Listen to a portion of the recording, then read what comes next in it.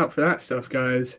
And then we will move on to the last positional ranking here. It's kind of a combination of safeties and cornerbacks here. It was a long, at times tedious road to get here, and part of me is sad that it's over, but part of me is a little bit joyful that I can allocate a little bit more of my time elsewhere rather than watching upper like 120 prospects at this point. But it's been a fun ride to have lockstep with me on at least doing this year. This is the first time that we've really dug deep into class. So, Absolutely, it's been but in terms, like I think the word you use, tedious, is the best word. But I mean, you find your gems. You find what we talk about next week. You know, when you do this. So this was just exciting, man. yes, very fun. Um, in terms of this, we just had 15 guys because Lord knows the cornerback position is always one of the very deep positions in any draft. So we probably could have done 15 to 20 cornerbacks on their own. And then again, we sprinkled in some of the top safeties for you guys um, as we do this. Were there a couple guys that didn't quite crack your top 15 that you wanted to mention? Yeah, so I ended up having like 18, write-ups on guys. One is not ranked. You know who that player is.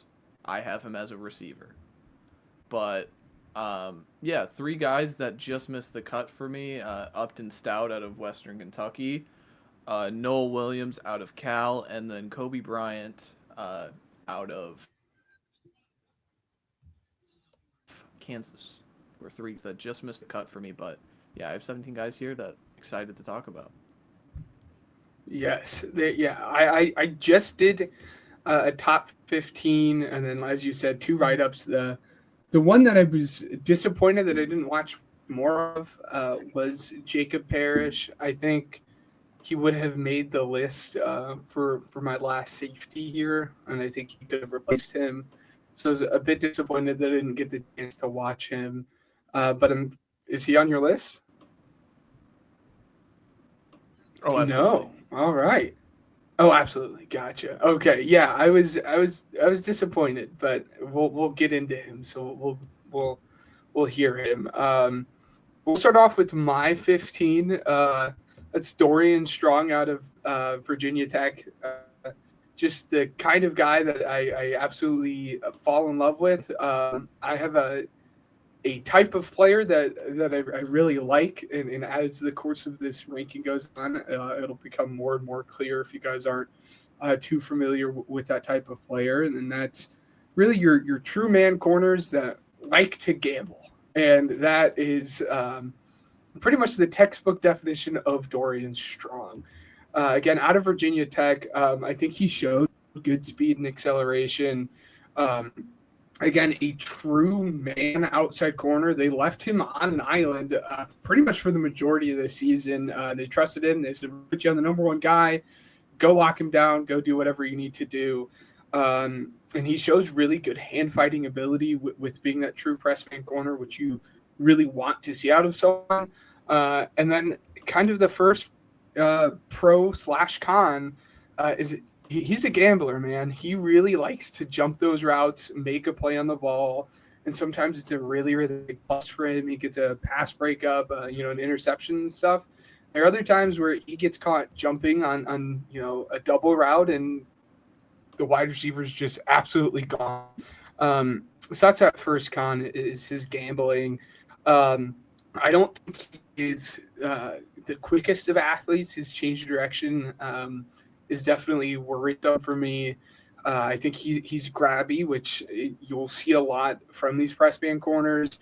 And then for a guy his size, I would have liked to see him um, show more on in terms of the run game support.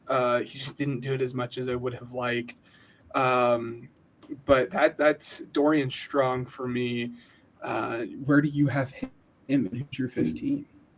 I had him at 14, so one spot ahead.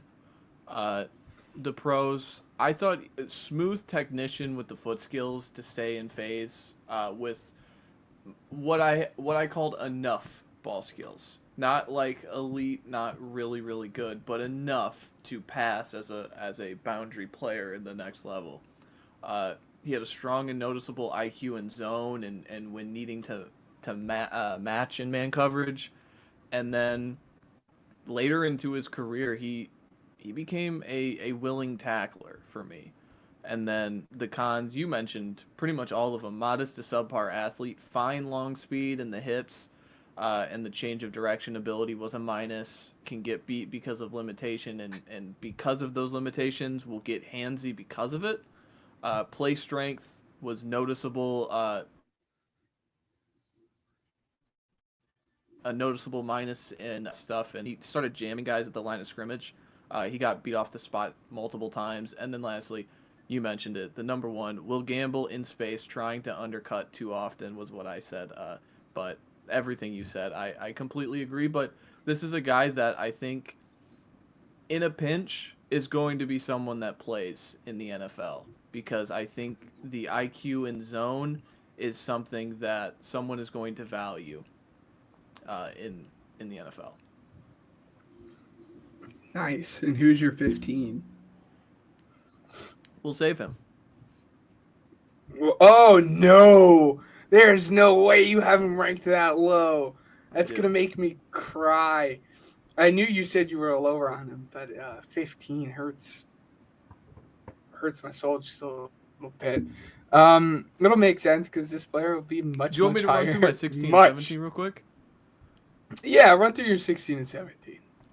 So 16, I had Lathan Ransom out of Ohio State. He just he is what you see is what you get. Downhill physical athlete mixed with inspired mentality and a noticeable motor.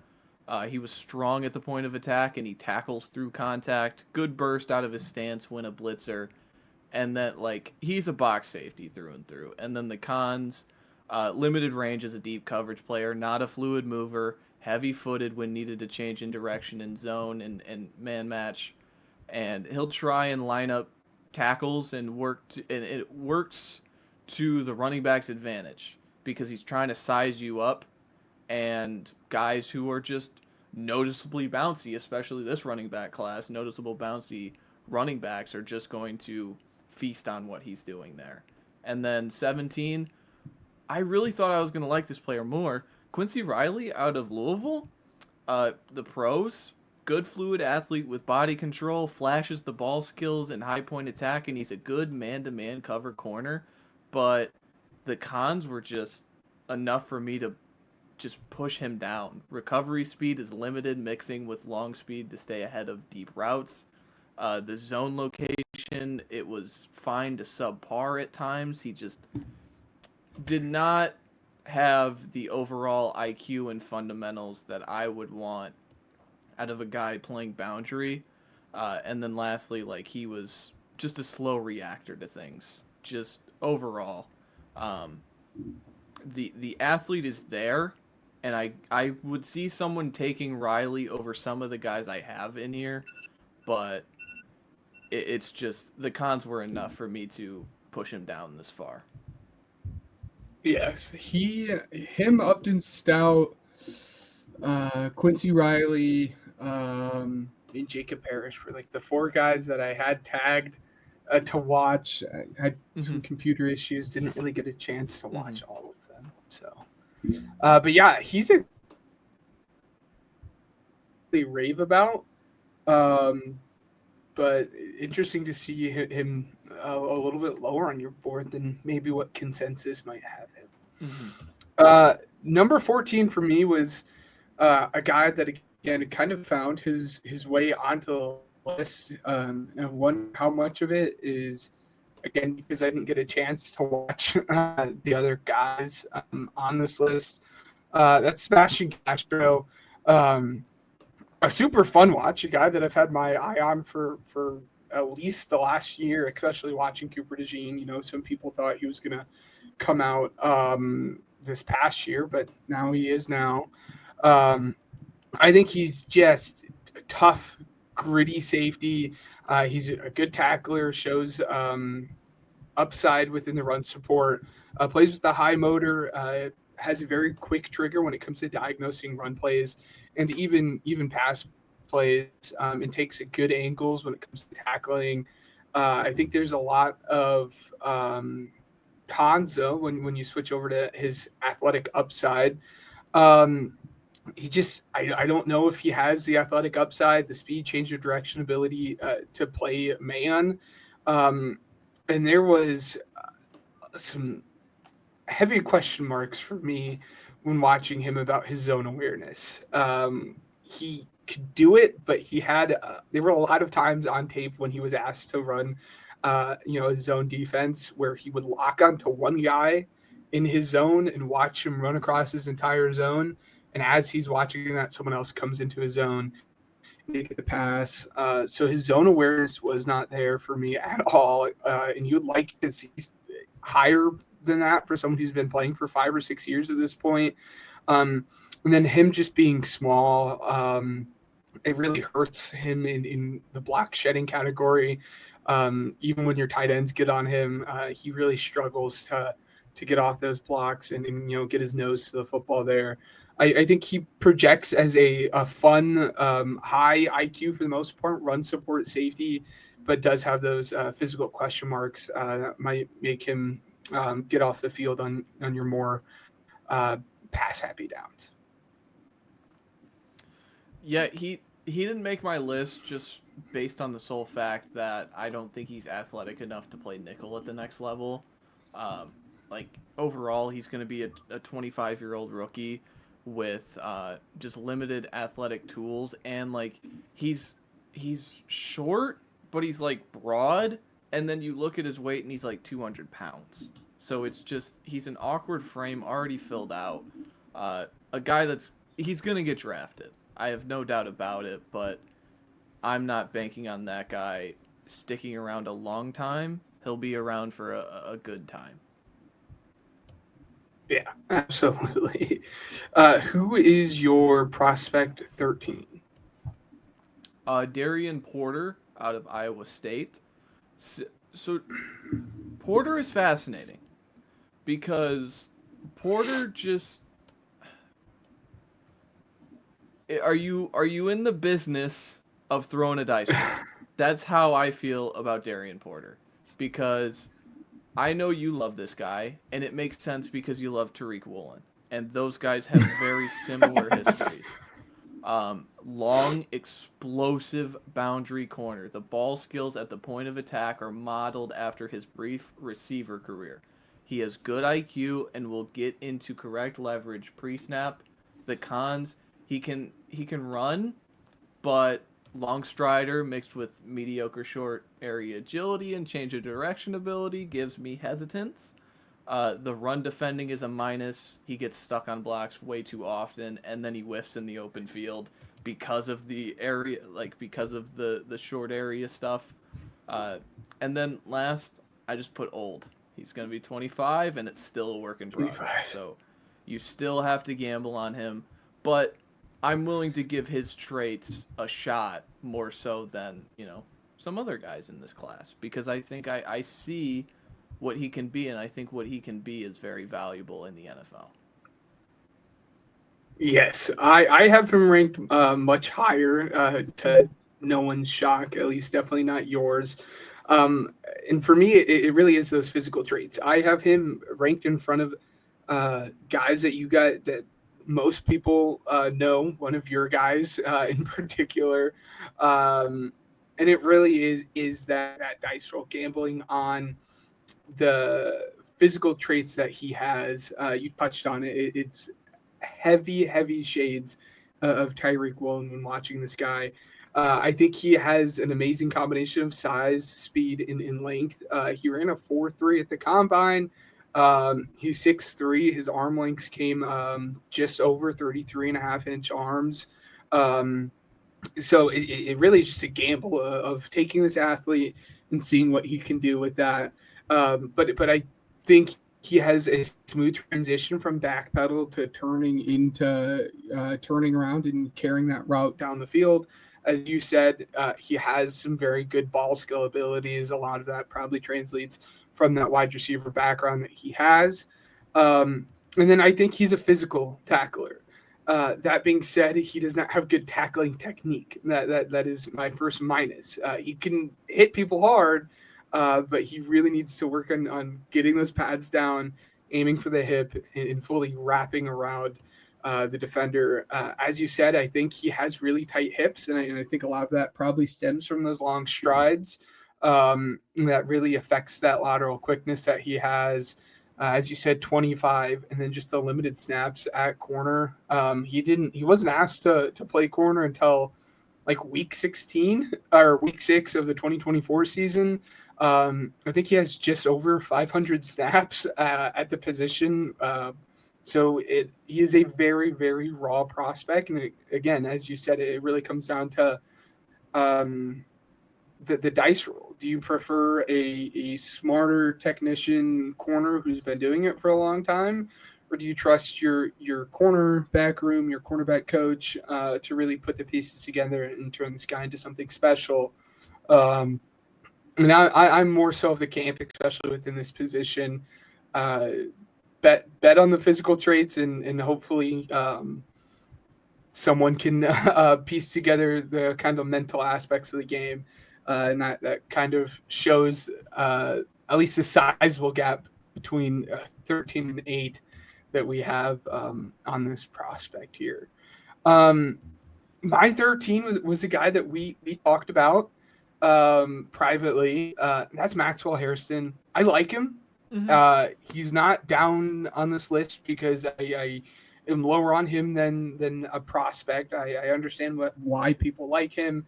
I don't quite understand the first round buzz. I think a lot of that probably has to come from the 4.28 that he ran at the combine. But it really is just a matter of I like guys more than him, and that's why he finds himself all the way down um, at 13.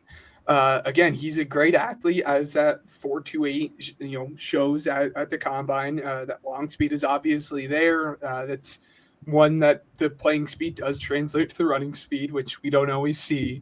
I think he has very loose and oily hips, which is very good, and he has good ball skills. Play strength is a very big question mark for me. His ability to match man on man on the outside is a question mark. I'm not quite ruling out the possibility of him being able to do it. He just was never asked to do it at all at Kentucky. Again, a lot of um, quarters looks for him. So he just wasn't asked to man up. I think he has a very thin frame and then just open field tackling. Again, I think he's a great athlete, but just lacks kind of the physical. And I think he could struggle against those more physical wide receivers like a Mike Evans or a Drake London or something in that category. So that's why he finds himself all the way down to 13 for me. I had him at 9. Uh, like he's lengthy for his size. He's like 5'11", 180. I think that's what he weighed at the combine. Mm-hmm. And he's an explosive athlete body type with again enough ball skills as I mentioned before. Um, I think he's willing to get dirty in the press department. That was my one of my takeaways with him is that yes, you are correct. Like he didn't do it often, but he showed that willingness. And then I have a kind of double edged sword here. He has good backfield vision and zone, makes him a very opportunity based ball producer. But also in the cons, I have backfield vision gets him in trouble because he is watching and will lose track of the route and just naturally be in trouble because he's losing the space behind him because he's watching the quarterback. Um, he ran 4.29, 4.28, but even then he got into rough situations downfield, way more than someone like Porter, uh, who ran identical. And, you know, it was just interesting to see that, like, Yeah, you can run 4-2, but I'm not seeing it. And then lastly, he was all caps problem in run defense. Play strength, effort, the motor was severely missing. Um, it hurts his stock because, the size could be a problem for some teams as a boundary. And if you're not showing that, I'm gonna get dirty on this play to in the run defense category, I think that could really hurt him. But no, I think 9 is a good spot for him. And I don't even disagree with your Absolutely. 13. Yeah. Who is your DB12? Andrew Makuba, hook 'em horns. Ooh. Yeah, so this is one of my guys, man. Pros, he's a good athlete in space, shows twitch and urgency getting to landmarks as a safety.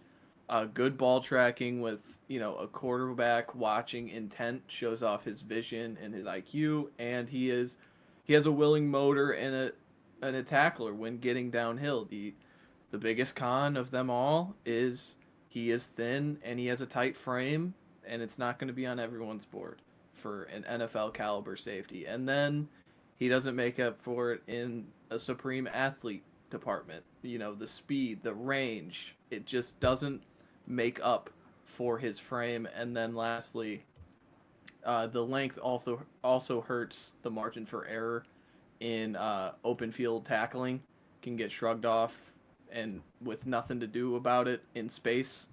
I thought that was something that was really noticeable in the tackling department. But I think Makuba is a straight standard free safety. Again, another one of these guys that starts in a pinch, and he was just someone at Texas that always found the football. Like I think this is me as a Texas fan kind of speaking into it more so than like a true evaluator, but those big moments, he always found the football. And so yeah, I think Absolutely. that's something. Yes. Bit higher on him than you, which shocked me a little bit. Not a huge gap like other safeties within this class. Um, I have Makuba at 9. It's pretty much the same thing that you said. I think the main difference there is probably the small frame. I do have it listed as a con, but I don't think it's anything.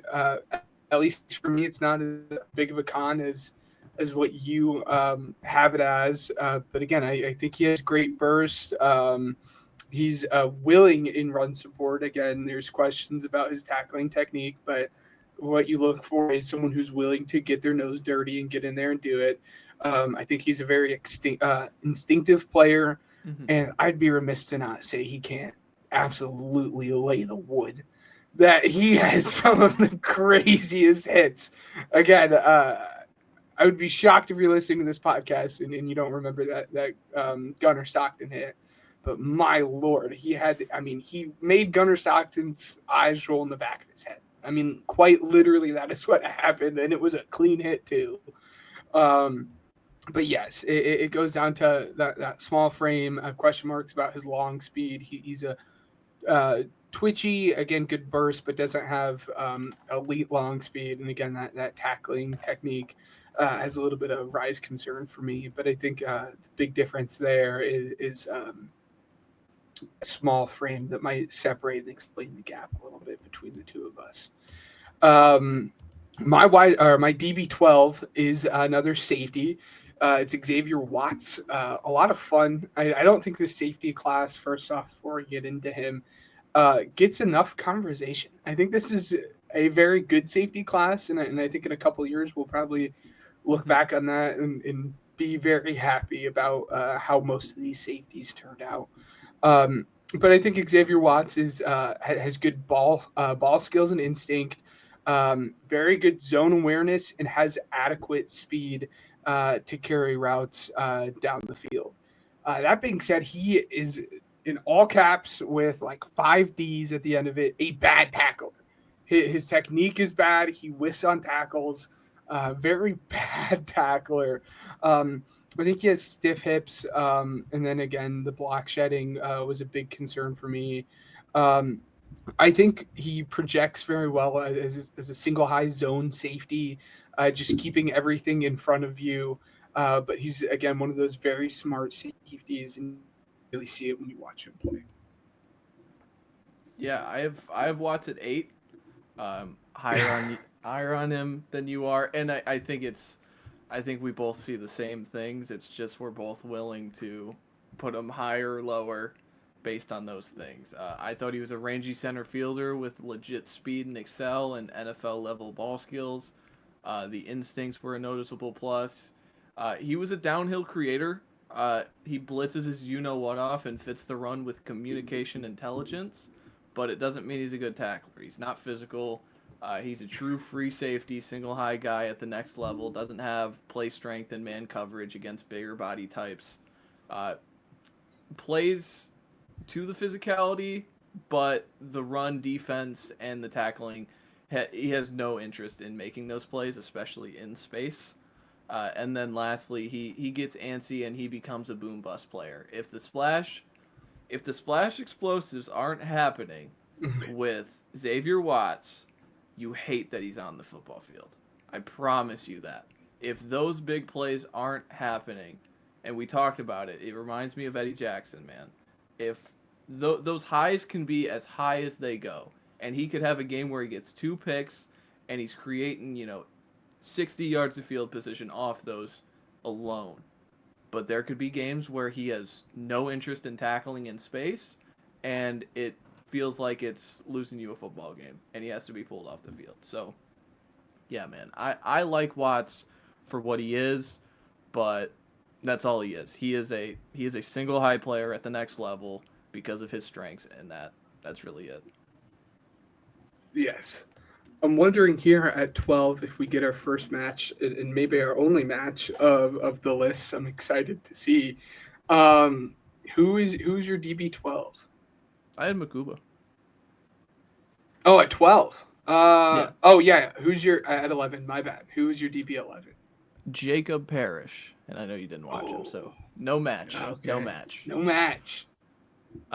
Jacob Parrish out of Kansas State. The pros: physical, mean, and nasty. The athletic ability was on display in trail technique, and he really could stay on top of routes in zone.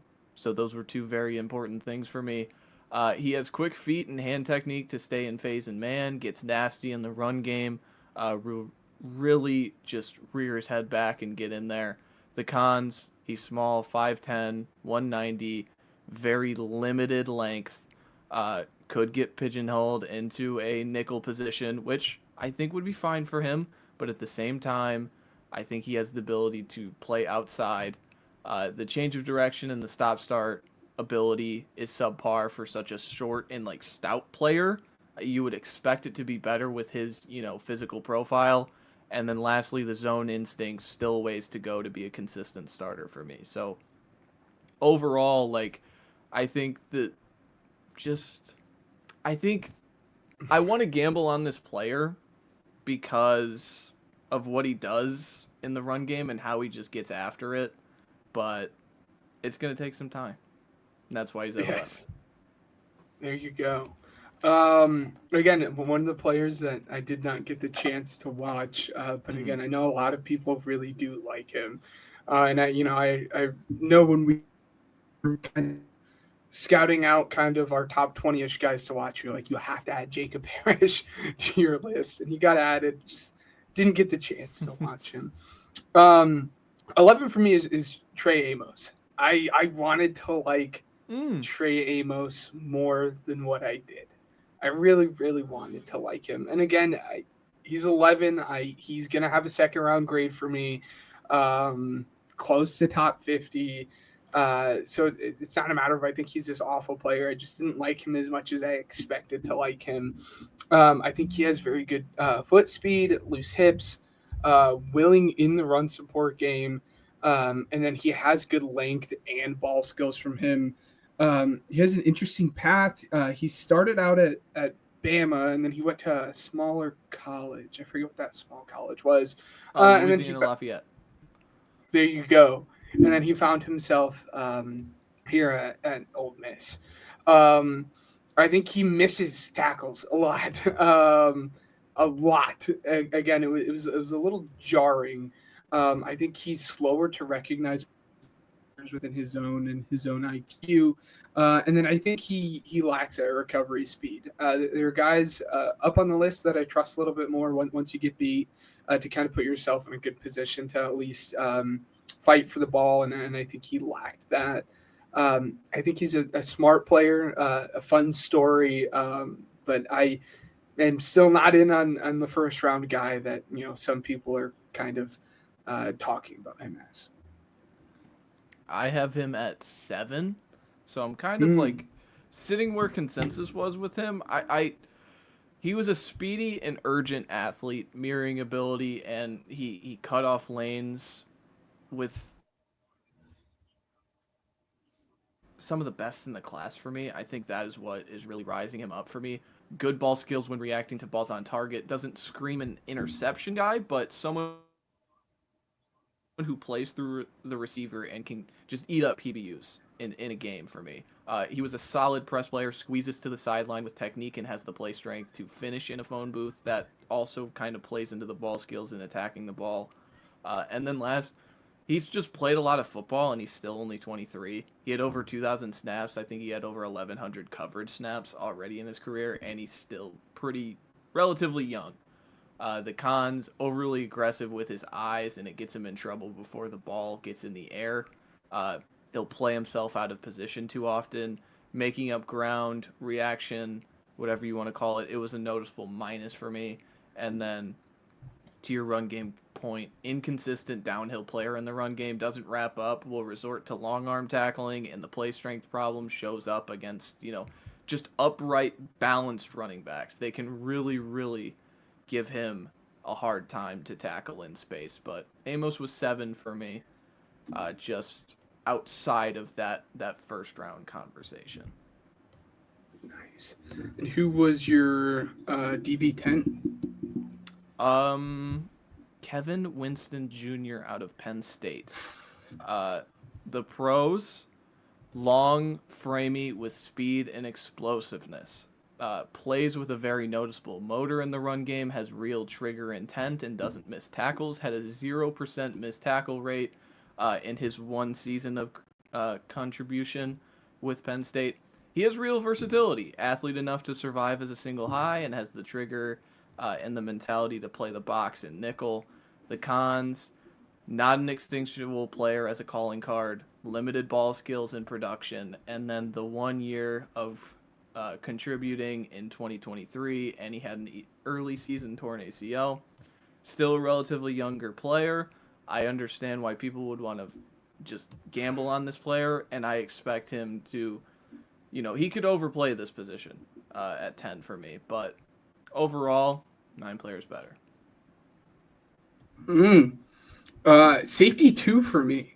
He was a guy that I had watched pretty late into the process. Mm-hmm. He was definitely ranked a lot lower on the list, a little bit closer to where you have him. I actually have him all the way up at 5. I think he absolutely would have been in the conversation to be the number one safety in this class, if not for that torn ACL. Again, the torn ACL did happen. You have to take that into account. Um, I think he has, as you said, a true range to be the center fielder within a defense. Um, I think he is physical in the box, and I think he's another one of these safeties that is absolutely a hard hitter. That being said, I don't know if I would trust him to man up. I don't think those true man skills are there. He does have some tackling consistency issues. And then real ball production, he just doesn't have a whole lot of production when it comes to actually making plays on those balls. And then again, that torn ACL.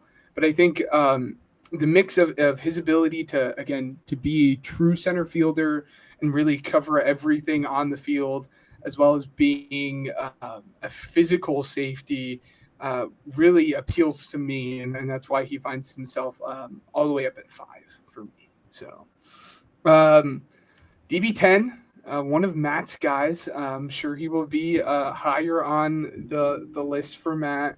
That's I have him listed as Az Thomas. How do you pronounce his first name? Azariah, I also have it as AZ. There you go. Yeah, Azariah Thomas, Az Thomas, at 10. And we'll kind of get into a little bit of a story with him once I'm done with you know him as a prospect. But I think he's a lengthy corner who's very physical, likes to press guys at the line of scrimmage.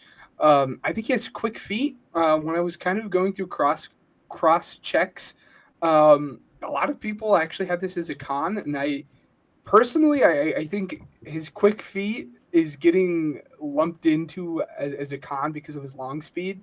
But I do think he shows very good quick feet, good body control, and a willing tackler. Um, really, when you talk about him, the first thing that comes to mind is that long speed. It's just not there. He ran a 4.58 at the combine, if I'm not wrong. I think he takes bad angles. Again, he's physical at the line of scrimmage, which sometimes can lead to him overextending that and becoming grabby. I think some of that stems from that long speed concern, and I think he's probably aware of that, which makes him more inclined to grab wide receivers as they go down the field. And then his just ability to move laterally and follow some of the routes that have a little bit more breaks in them, like a whip route or so on, was a little bit of a concern for me. But I think he's a long physical corner that has those long speed question marks. Yeah, I had AZ up at 5. I am as high as anybody's going to be on this player. I know that the size, the length, and the play strength are the calling cards. Physical jamming ability at the point of attack on the line of scrimmage, with the physicality and the strong, just catch point attack. He has it all.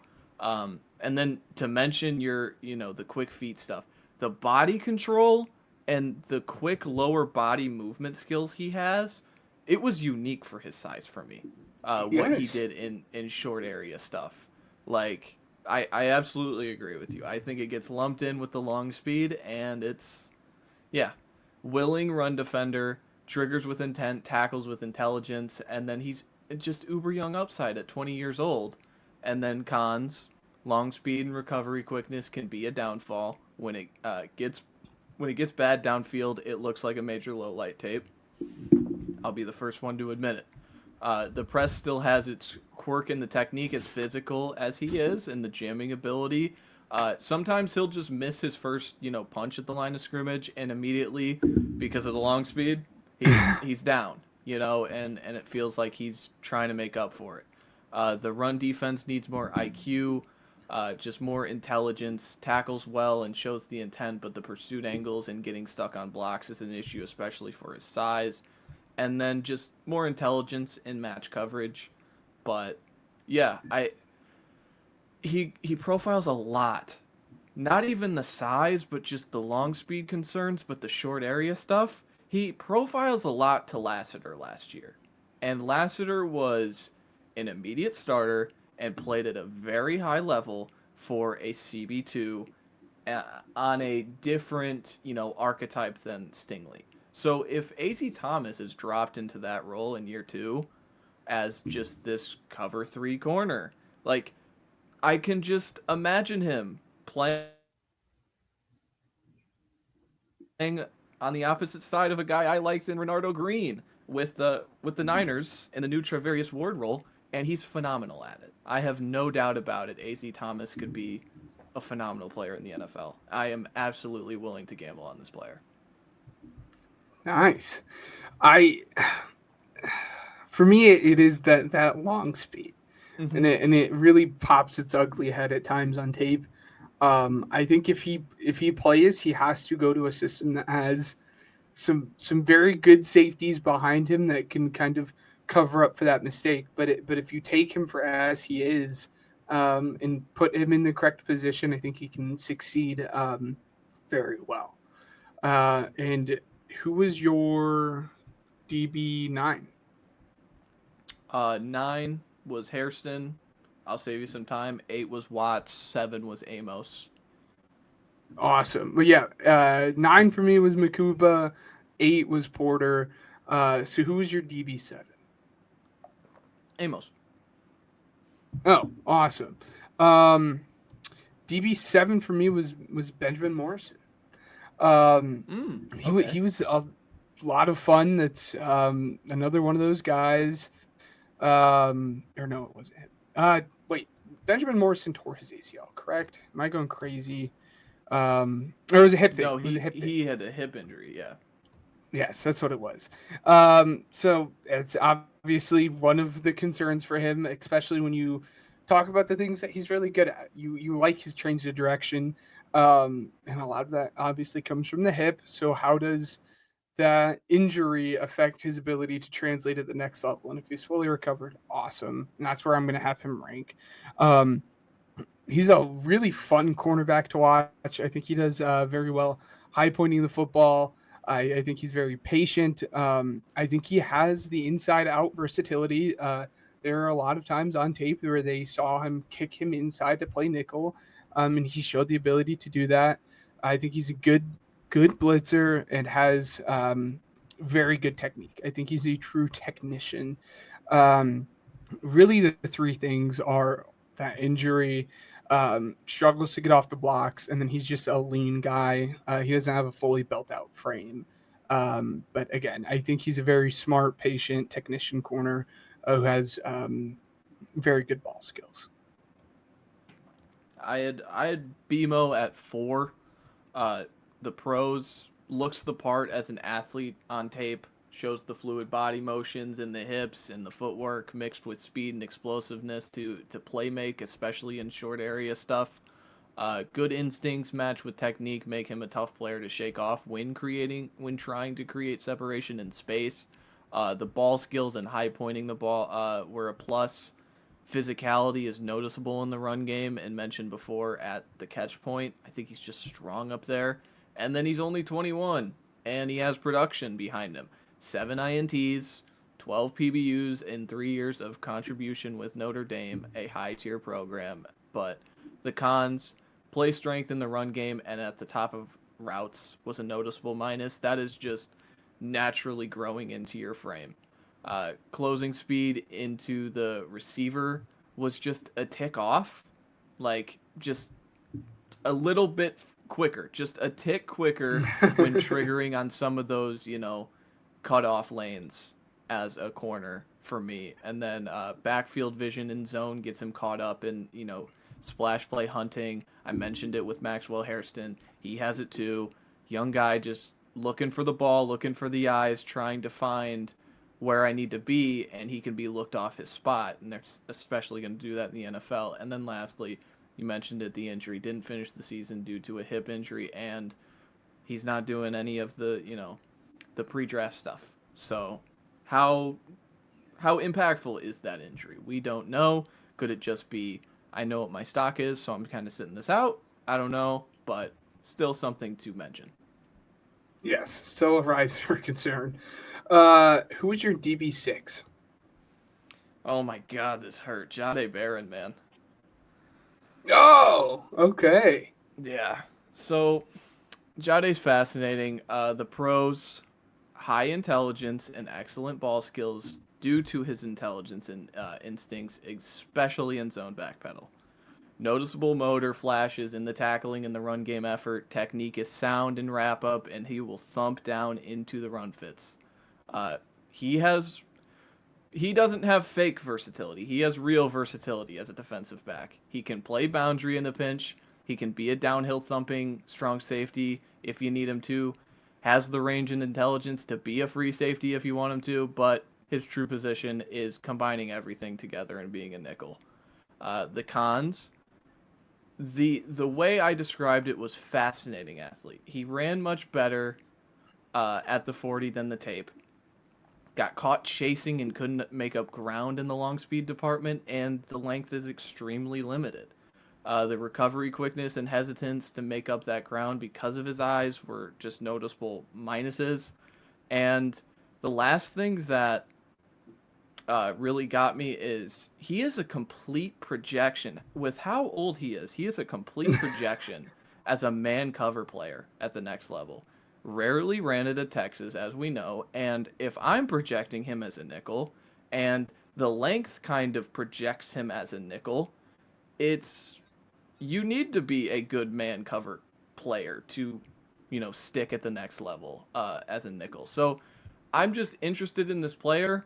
Um, it would be, he has the archetype and the build of a guy I loved in Trent McDuffie, but he is not quite the athlete and the man coverage player, or at least I don't know, uh, as McDuffie was. That I don't know if Jade's a lock for the first round personally. That's where I'm at with this player.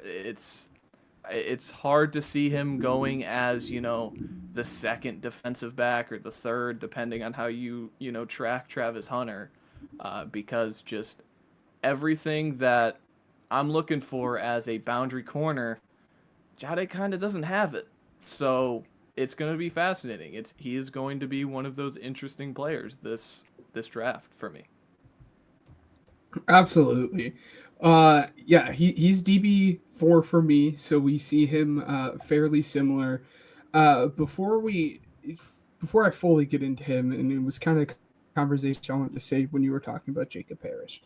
Um, a lot of people tend to throw these nickel guys, these slot corners down the board because they don't play a starting position in the NFL. And that just rubs me just it makes me very mad when people like to throw that in that conversation when it comes to justifying these guys being further down the board, because in today's NFL with three wide receiver packages, teams are running more slot and nickel looks Mm-hmm. than they are running base coverage. So in today's NFL, slot and nickel corners are a true starting position. Again, they run them the majority of the time. So when people try to discredit a player because he is only a slot or nickel player, it makes me um, a little upset. That being said, Janae Barron is a slot in nickel only player. Again, he finds his way at 4 for me. I do not think he can translate to the outside. Again, we mentioned that McDuffie started out as your nickel player and made his way out, transitioned to the outside. I don't see that in Barron. Again, there's a lot left to be desired in terms of the athlete department of him. Um, but he has played everywhere at his time in Austin. He's played outside. He's played safety. He's found his home now in the slot. So he really understands just the DB position as a whole, and I think that contributes a lot to his instinct and anticipation within those passing lanes. I think he's a willing tackler and has good zone IQ and twitchiness. In terms of cons, again, he's not the athlete, the length, as you mentioned, and then again, he just was not asked to be a man coverage guy. And then again, I think there's a little bit of questions about his long speed. But I think at the worst, you're getting a high quality starting slot corner. But again, I can't quite get there when it comes to projecting him to the outside because of some of his athletic limitations, and that's why he finds his way fairly similar to you at 4. So we'll get into my DB6. This is where it gets fun. This is where we see that the biggest gap that we will have on this list. Matt's 15 guy that he alluded to it at the top of this segment. It's Nick Emanwari. I am in love with this guy. I loved him before the process. And then he had that really good combine, which made me fall in love with him more, kind of blasted him onto the scene fully for everyone. I think this guy is a true freak physical specimen. He is he is an athlete. Matt made a very fun question that I'll let him kind of get into when it talks about him. Um, but I think he's a plus run defender right now when he enters in the NFL. I think he is a physical run defender, and I think he has a very fast trigger when it comes to going down the hill. But outside of his run ability and his true freak athleticism, that is kind of where those um, pros stop and the cons do start. I think he's a very stiff athlete. I think he has a very clunky back pedal and foot movement. I think he's very handsy, and as I talked about with Sebastian Castro, um, he does not have the fully developed zone IQ that you would want out of a safety as well. So he does not offer right now the change of direction that you would want for someone to play man, and he does not have the zone awareness for zone. So I understand why you have him all the way down at 15. Again, for me, it comes to betting on the athlete for him. I think immediately when he steps in the NFL, he would benefit from not really playing at all or playing strictly as a box only / star backer position where he just primarily works downhill. Because again, he has a really quick trigger. We saw him jump routes, hit a couple interceptions this year. But that's all of him working forward. When you ask him to cover stuff behind him, that's where that concern happens as of right now. But I think, again, he has the athletic ability to piece everything together. And if he can do that, he can be very, very, very stinking good. But again, he is very much that work in progress. A team that takes him has to understand that he probably will not play right away, and he has to go to a team that develops these guys and really knows how to get the athlete out of him and really kind of inject the more football smarts into him a little bit more. But again, I'm just in love with the athlete that he is and really banking on that upside into hopefully turning into that a very, very good safety. Right out of college, he reminds me a lot of Jeremy Chin, and that's kind of the projection that I have for him right now. But you're 15 guy if you want to get into him. It's ironic, man. You said you took everything out of my mouth, but we have 9 spots different. It's insane. But like, first of all, I don't like being this guy. I don't like being the guy that's like, look at me, I'm skewing from consensus this high. But the I'm not gambling on the athlete as much as everybody else is going to. The pros, easy stuff. Elite athletic profile. Elite. Size, speed, explosiveness, all tapped into a huge frame compared to the position. He triggers and plays the run, and when blitzing with a purpose, he fronts in the tackle game. He is a strong finisher in the tackle game. And then man coverage when lined up in the box was a plus because he is very good at matching body types. The cons, they're all of them. Playing football. Low IQ in terms of vision, making him a pretty frequent slow reactor to plays. Stiff movement ability in open space. He just plays so upright. The pad level, man, like it's always just a herky-jerky movement that I don't like. The range is still limited. Even as athletic as he is, it's just limited range somehow. You mentioned the back pedal, sloppy lower body technique, but I put in quotations, it can be fixed. That with the right people, he can get a back pedal right. And then lastly, overrated versatility for me. He's a box safety, period. That's what he is, and that's fine. But just overall, you are gambling on the athlete, and I'm not. That's the difference in our 9 spots, is that I think the ceiling is Jeremy Chin. And I don't know if I'm going to draft that guy where he's projected, especially the first round. First round.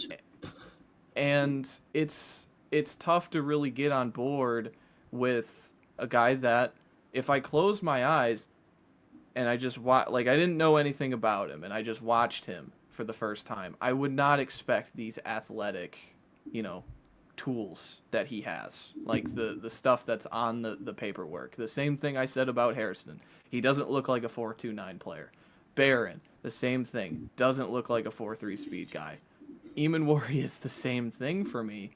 And I think he's just pigeonholed into a box safety role, and I think there's a lot of people trying to talk themselves into, if we take him in the first, he could be Derwin. You know, he could be this big nickel. He could be this box I, safety. He could be this guy who floats around everywhere because he's so darn athletic.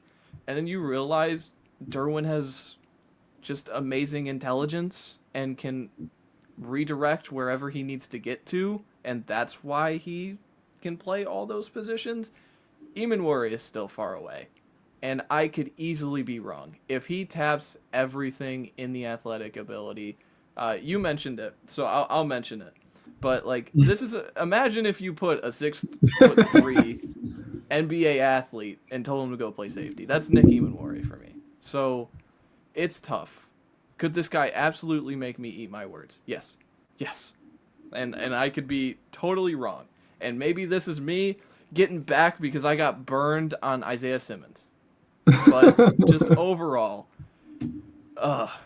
it's hard to gamble on the athlete. That's the only thing. It's all athlete projection, and that's it. And Yeah. got nothing else. Well, and that's the beauty in kind of the art of scouting, right? The beauty is in the eye of the beholder, and everyone has different benchmarks and different things that they look for within a prospect. If it wasn't just outright obvious at this point, I love the athlete, the long guys, the big guys at this position, and you don't value that as much as I do. And again, that is really the beauty of scouting. And as you guys see in this list, I think more so this list than any of the other previous groups that we've done, we've had a bigger separation between players. So it's a lot. I mean, what was it? I told you before today, or I told you today, like the hardest guys for me to rank was 3 through 6, and you said 7 through 10. That just showed me already that it's like we are going to be so off on each other's board, but that's what makes it fun, man. Exactly. Who was your prospect 5? Az Thomas. Awesome. And your number 4? Benjamin Morrison. So I just have my top 3 left. Top 3. Awesome. I'm just at my top 3 as well. Who is your number 3? Malachi Starks out of Georgia. The pros, good athlete with the combo of deep track speed, agility, and explosiveness getting to the catch point. He just found his way into, making a mess at the catch point too often to not notice it. The ball skills I mentioned flash a ton, makes so many PBUs in single coverage because of it. High intelligent player, win in zone, finds throwing lanes and just swallows where you want to go with the ball. And then the run defense was a plus. Triggers with intent, strong tackler with sound technique, and doesn't miss tackles in space. Only a 7.2 missed tackle rate according to PFF. And he's a versatile plus because he can play the nickel, but he's likely a free safety. And then the cons, lower body footwork and technique in the hips can be better in zone coverage. Not a high-tier man cover player, even with the tremendous ball skills that I mentioned. That's what kind of makes him a safety for me. The play strength and shedding blocks in the run game was a minus. And then for as good as he is in the run game, some bad pursuit angles pop up pretty often that I didn't love. And that was mostly because he was playing nickel. So I don't hold that too much against him. He's a tremendously young player, a 3-year starter, I believe, at least 3-year contributor with Georgia. So it shows you what Kirby Smart thinks of this guy. And so, yeah, this has been a guy on everybody's radar. Early in the process, I think we all kind of talked ourselves into like top 5 player. I think everybody's kind of cooled down on that. But he's not quite, the Kyle Hamilton prospect at safety that I feel like that was maybe advertised a little bit. But still a guy I'm going to take in the first round and not blink if I'm in, the late teens into the 20s personally, and I just want a football player who's going to hit and just has the upside. So that's what I thought of Starks. Yeah, I had Starks at 2, which makes me happy because I think of the same number one guy. Mm-hmm. Um, yeah. The only reason Starks wasn't one was because he plays safety and not corner. If I'm being 100% honest and clear Mm. here with everyone. He's still a guy that's going to get one of the few, probably 7 or 8 blue chip tags from me out of this class. Um, I think Stark showed a very good ability to play man coverage. I think he is a very good tackler. Missed very few, as you said. I think he's a very smart and instinctive player. And I think he plays much faster than what his 40 time was. People were blown away that he did not run a crazy 40 time. And again, it goes back to, does the speed you run on the track translate to the speed that you play on the field, or vice versa? Because I think he plays much faster in pads than what he actually ran, and you get into the Nicky Minwari of it. I think it's a reverse. Um, but really, the two big cons for me was that block shedding, as you said, and then just again another clunky backpedaler. But I think he has a true like cornerback one man coverage ability. You don't see a lot of that when it comes to safeties nowadays. I think he has the zone IQ and again the true man coverage ability, also being a sound tackler to step in and be one of the elite safeties in the NFL day one. My number three, which again I am gonna guess we have them flopped, was Mm-hmm. Simone Ravel. A guy that I loved going into the season, was really disappointed. I remember when you had sent me the text that he got hurt. I about dropped to my knees. Absolutely loved him. For me, again, it goes back to the athlete side of that. I think he's a tall and lengthy guy. He has fluid hips, good long speed, and really showed the plus upside to be a outside blitzer from the cornerback position. Um, the flip side of that is I just think he's a very raw cornerback. Um, I think he has a um, fine zone IQ, but there's still definitely room for that to grow. I think he needs to transition a little bit better from his back pedal into running down the field. And I think he needs to be more physical when it comes to pressing guys off the line of scrimmage. But again, I think he has all the traits and he has shown enough already um, in the football smarts department to be ranked as the third best DB in this class for me. And again, I think if more people were aware of him going into the season and we got a full season of tape from him, people would be much higher on him and much more like where we have it. So, Yeah, absolutely. So he's interesting because I think I'm gambling on the traits at the cornerback position here. So yeah, I mean the traits are off the page for me. Length, frame, speed, all at levels combined with explosive ability and the rare change of direction and short area skills. I think this guy would have an unbelievable like just the bottom right corner, like the agility testing, the shuttle and the three cone. I think this guy would he would crush it. I think he would kill it. Uh, Never felt out of phase in man coverage and had ball skills when attacked. He reciprocated it and attacked the catch point. Had play strength into routes that he could drive receivers off their routes and into awkward spots where he's dictating. He's in charge, and then he has eye discipline as a deep zone defender. You know, your cover fours, your cover threes. The cover two was iffy for me.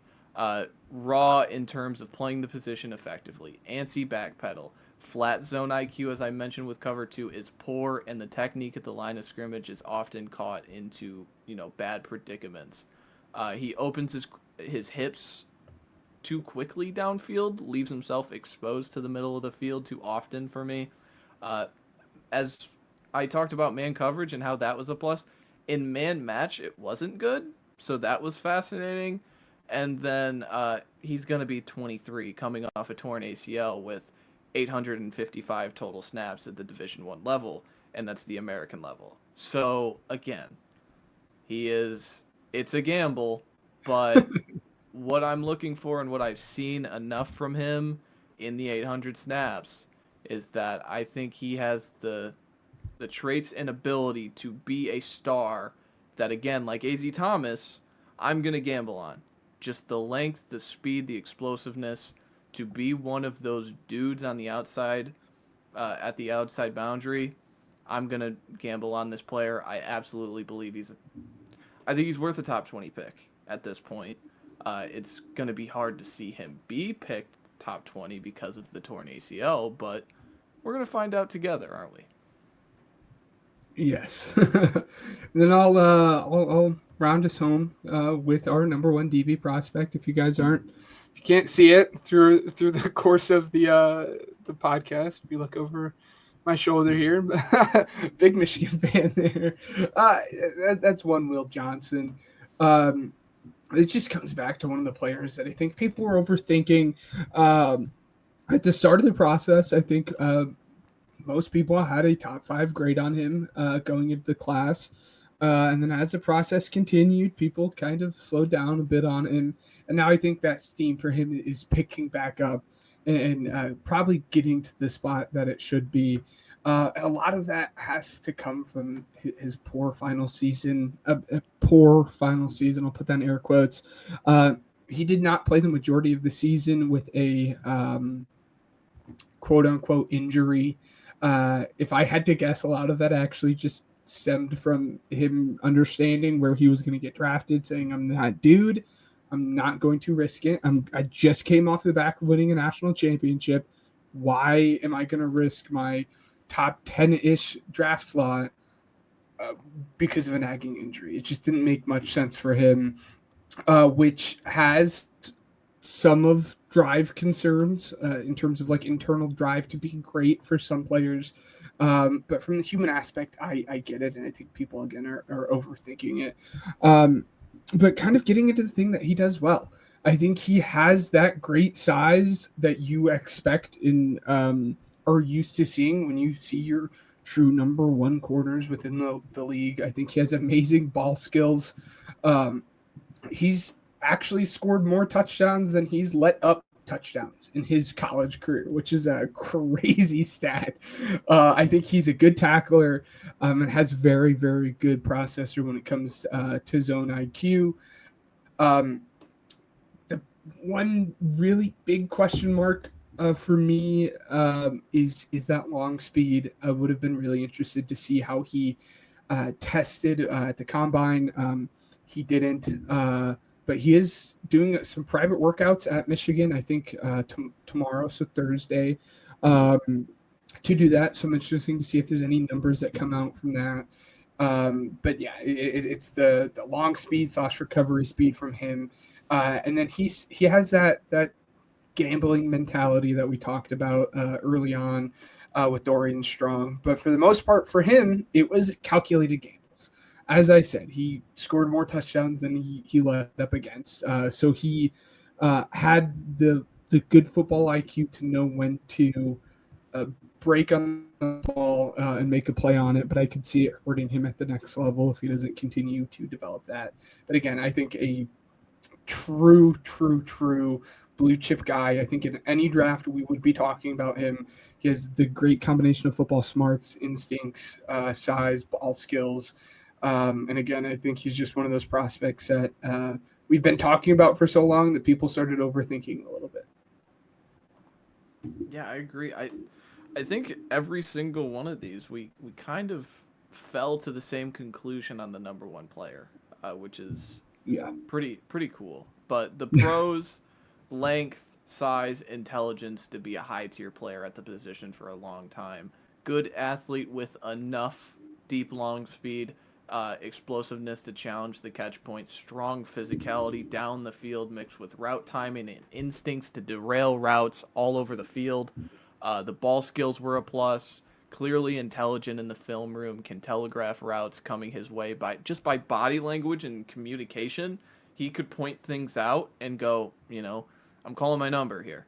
And then the cons, I thought poor pursuit angles in the run game leading to missed tackles, and he gets stuck on blocks. High-end recovery is missing to be truly draft-defining. That's all I really had with him. The pad level was a bit too high, and the toe injury from this past season. He's not doing any draft workouts. The same thing I said with Benjamin Morrison. Is it something that is going to limit, into training camp? We don't know. Could it just be I got my natty, I got my ring, I'm kind of out of here, guys, and I know I'm going to be drafted high, but I thought he would do some, draft workouts to try and solidify as like a top 7-ish player, but ended up not. I still think he is, and I think he's still going to go pretty high in this draft. Absolutely. Before we run back through our top 15 guys with the order that we gave them, I got a fun question, and I think I know the answer for it. But who is one guy that you have ranked that people are not talking about enough, and you can see outplaying their draft position?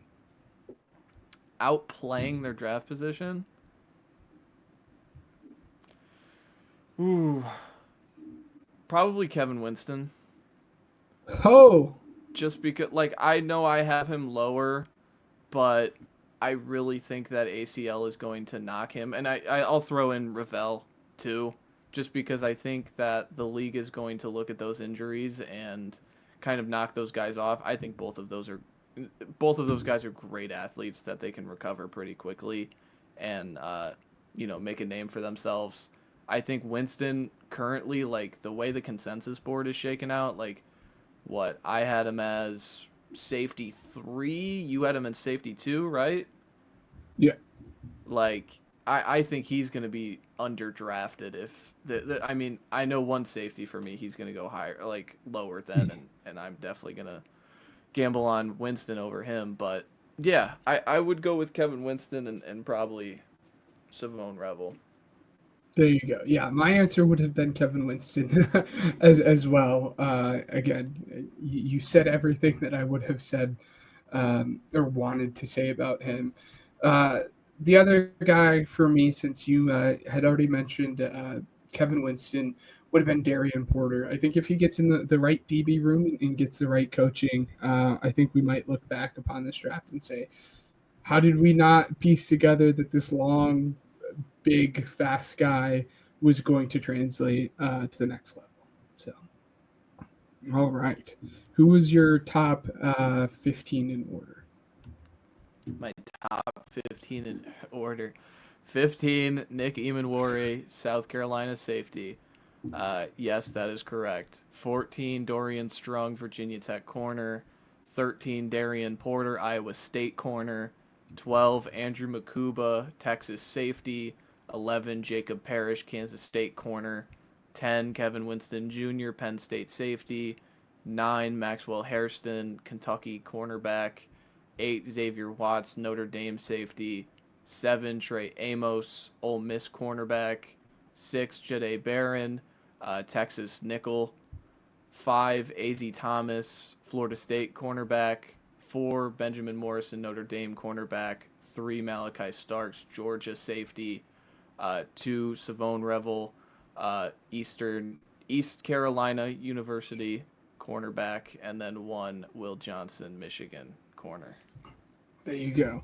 My top 15 is Dorian Strong from Virginia Tech, corner. Sebastian Castro, box safety out of Iowa. Maxwell Harrison at 13 out of Kentucky. Xavier Watts, safety out of Notre Dame. At 11, Trey Amos out of Ole Miss. 10 was A.Z. Thomas out of Florida State, cornerback. 9 was Andrew Makuba out of Texas, safety. 8 was Darian Porter out of Iowa State, corner. 7 was Benjamin Morrison out of Notre Dame, corner. 6 was Nicky Minwari, box safety out of South Carolina. 5 for me was Kevin Winston from Penn State, safety. 4 was nickel corner, Jade Barron out of Texas. 3 was Savone Revel out of East Carolina, corner. Malachi Starks was number 2, safety out of Georgia. And to round out the list at number 1 was Will Johnson, corner out of Michigan. All right, moving on to our last